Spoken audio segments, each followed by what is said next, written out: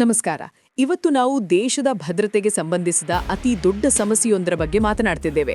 ಬೆಂಗಳೂರಿನ ಬೀದಿಗಳಲ್ಲಿ, ಕಾಶ್ಮೀರದ ಕಣಿವೆಯಲ್ಲಿ ಅಥವಾ ಕೇರಳದ ಹಳ್ಳಿಗಳಲ್ಲಿ ನಾವು ಕಾಣದ ಕೈಗಳು ನಮ್ಮ ದೇಶದ ವ್ಯವಸ್ಥೆಯನ್ನು ನುಸುಳುತ್ತಿವೆ. ಹೌದು, ನಾವು ಮಾತನಾಡ್ತಿರುವುದು ಬಾಂಗ್ಲಾದೇಶದಿಂದ ಅಕ್ರಮವಾಗಿ ಭಾರತಕ್ಕೆ ಬರುತ್ತಿರುವ ನುಸುಳುಕೋರರ ಬಗ್ಗೆ. ಯಾರನ್ನೇ ಕೇಳಿದ್ರೂ ಇದು ಕೇಂದ್ರ ಸರ್ಕಾರದ ಜವಾಬ್ದಾರಿ ಎಂದು ಹೇಳಿ ಕೈ ತೊಳೆದುಕೊಳ್ಳುತ್ತಾರೆ. ಆದರೆ ಈ ಸಮಸ್ಯೆಯ ಹಿಂದೆ ಇರುವ ರಾಜ್ಯಗಳ ರಾಜಕೀಯ, ಗಡಿ ಭದ್ರತೆಯ ಸವಾಲುಗಳು ಮತ್ತು ನಕಲಿ ದಾಖಲೆಗಳ ಜಾಲದ ಬಗ್ಗೆ ನಮಗೆಷ್ಟು ಗೊತ್ತು? ಬನ್ನಿ, ಇವತ್ತು ಇದರ ಸಂಪೂರ್ಣ ಮಾಹಿತಿಯನ್ನು ತಿಳಿಯೋಣ. ಭಾರತ ಮತ್ತು ಬಾಂಗ್ಲಾದೇಶದ ನಡುವೆ ಸುಮಾರು 4096 ಕಿಲೋಮೀಟರ್ ಉದ್ದದ ಗಡಿ ಇದೆ. ಇದು ಪ್ರಪಂಚದ ಅತಿ ಉದ್ದದ ಗಡಿಗಳಲ್ಲಿ ಒಂದು. ಇದರ ಪೈಕಿ ಸುಮಾರು 3000ಕ್ಕಿಂತ ಹೆಚ್ಚು ಪ್ರದೇಶಕ್ಕೆ ತಂತಿಬೇಲಿ ಅಂದ್ರೆ ಫೆನ್ಸಿಂಗ್ ಹಾಕಲಾಗಿದೆ. ಆದರೆ ಉಳಿದ ಪ್ರದೇಶ, ಅಲ್ಲಿ ನದಿಗಳಿವೆ, ಕಾಡುಗಳಿವೆ, ಬೆಟ್ಟಗುಡ್ಡಗಳಿವೆ. ಇನ್ನು ಕೆಲವು ಕಡೆ ಪಶ್ಚಿಮ ಬಂಗಾಳದ ರಾಜ್ಯ ಸರ್ಕಾರವು ಕೇಂದ್ರಕ್ಕೆ ಭೂಮಿಯನ್ನು ಹಸ್ತಾಂತರಿಸದ ಕಾರಣ ಫೆನ್ಸಿಂಗ್ ಹಾಕಲು ಸಾಧ್ಯವಾಗುತ್ತಿಲ್ಲ. ಕೃಷಿ ಭೂಮಿ ಅಥವಾ ಪರಿಸರದ ನೆಪ ಹೇಳಿ ಈ ಪ್ರಕ್ರಿಯೆಯನ್ನು ವಿಳಂಬ ಮಾಡಲಾಗುತ್ತಿವೆ ಎಂಬ ಆರೋಪಗಳಿವೆ. ಪ್ರಶ್ನೆ ಏನು ಗೊತ್ತಾ? ಕಳೆದ 70 ವರ್ಷಗಳಲ್ಲಿ ಆಡಳಿತ ನಡೆಸಿದ ಸರ್ಕಾರಗಳು ಈ ಗಡಿಯನ್ನು ಸಂಪೂರ್ಣವಾಗಿ ಯಾಕೆ ಭದ್ರಪಡಿಸಲಿಲ್ಲ? ವೋಟ್ ಬ್ಯಾಂಕ್ ರಾಜಕಾರಣ ಇಲ್ಲಿ ಮುಖ್ಯವಾಯಿತೆ?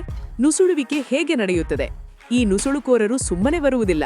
ಇದರ ಹಿಂದೆ ಒಂದು ದೊಡ್ಡ ಜಾಲವಿದೆ. ಕೆಲವು ಏಜೆಂಟ್ಗಳು ಹಣ ಪಡೆದು ಇವರನ್ನು ಗಡಿ ದಾಟಿಸುತ್ತಾರೆ. ಪಶ್ಚಿಮ ಬಂಗಾಳಕ್ಕೆ ಬಂದ ಕೂಡಲೇ ಇವರಿಗೆ ಆಶ್ರಯ ಸಿಗುತ್ತದೆ.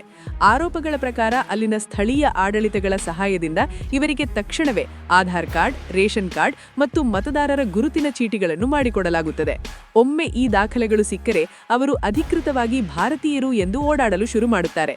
ಅಲ್ಲಿಂದ ಅವರು ರೈಲು ಅಥವಾ ಬಸ್ಸುಗಳ ಮೂಲಕ ಜಮ್ಮು ಕಾಶ್ಮೀರ, ಕೇರಳ ಮತ್ತು ಮುಖ್ಯವಾಗಿ ಬೆಂಗಳೂರಿಗೆ ಬರುತ್ತಾರೆ. ಬೆಂಗಳೂರು ಯಾಕೆ ಇವರ ಆಯ್ಕೆ? ಬೆಂಗಳೂರು ಇವರಿಗೆ ಅತಿ ಸುರಕ್ಷಿತ ತಾಣವೆನಿಸಿದೆ. ಕಾರಣ ಇಲ್ಲಿನ ಜನದಟ್ಟಣೆ ಮತ್ತು ಉದ್ಯೋಗಾವಕಾಶಗಳು. ಕಸ ವಿಲವಾರಿ, ಕಟ್ಟಡ ನಿರ್ಮಾಣ ಅಥವಾ ಸಣ್ಣಪುಟ್ಟ ಕೆಲಸಗಳಲ್ಲಿ ಇವರು ಸುಲಭವಾಗಿ ಬೆರೆತು ಹೋಗುತ್ತಾರೆ. ಇತ್ತೀಚಿನ ವರದಿಗಳ ಪ್ರಕಾರ ಬೆಂಗಳೂರಿನ ಕೆಲವು ಭಾಗಗಳಲ್ಲಿ ಇವರಿಗೆ ಮನೆಗಳನ್ನು ಬಾಡಿಗೆಗೆ ಕೊಡಲಾಗುತ್ತಿದೆ.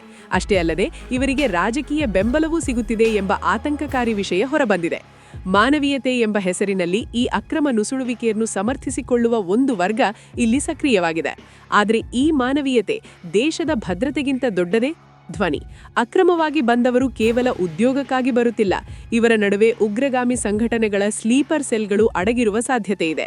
ದೇಶದ ಆರ್ಥಿಕತೆಯ ಮೇಲೆ ಹೊರೆಯಾಗುವುದರ ಜೊತೆಗೆ ಇವರು ಅಪರಾಧ ಚಟುವಟಿಕೆಗಳಲ್ಲಿ ತೊಡಗಿಸಿಕೊಳ್ಳುತ್ತಿರುವುದು ಪತ್ತೆಯಾಗಿದೆ. ಇದು ಕೇವಲ ಕೇಂದ್ರ ಸರ್ಕಾರದ ಜವಾಬ್ದಾರಿಯಲ್ಲ. ಆಯಾ ರಾಜ್ಯ ಸರ್ಕಾರಗಳು ಕೂಡ ತಮ್ಮ ರಾಜ್ಯದಲ್ಲಿರುವ ವಿದೇಶಿಯರ ಬಗ್ಗೆ ನಿಗಾ ಇಡಬೇಕು. ದಾಖಲೆಗಳ ಪರಿಶೀಲನೆ ಕಟ್ಟುನಿಟ್ಟಾಗಬೇಕು. ದೇಶದ ಭದ್ರತೆ ಎಂಬುದು ರಾಜಕೀಯಕ್ಕಿಂತ ಮಿಗಿಲಾದುದು. ವೋಟ್ ಬ್ಯಾಂಕಿಗಾಗಿ ಗಡಿಯನ್ನು ತೆರೆದಿಡುವುದು ಅಥವಾ ನುಸುಳುಕೋರರಿಗೆ ಆಶ್ರಯ ನೀಡುವುದು ಭವಿಷ್ಯದಲ್ಲಿ ದೊಡ್ಡ ಗಂಡಾರಕ್ಕೆ ದಾರಿ ಮಾಡಬಹುದು. ಇದರ ಬಗ್ಗೆ ನಾವು ಈಗಲೇ ಜಾಗೃತರಾಗದಿದ್ದರೆ ಮುಂದಿನ ಪೀಳಿಗೆಗೆ ನಾವು ಉತ್ತರ ಕೊಡಬೇಕಾಗುತ್ತದೆ.